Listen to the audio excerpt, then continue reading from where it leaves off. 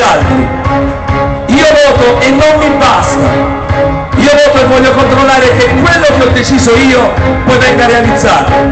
Io voto perché al referendum voglio decidere io. Io voto e perché lo prego, tanto non serve a nulla. Poi però mi lamento se mi mettono le centrali nucleari, privatizzano l'acqua e pensano a una giustizia non giusta. Io voto perché questa piazza non è di centro-sinistra né di centro-destra. Io voto perché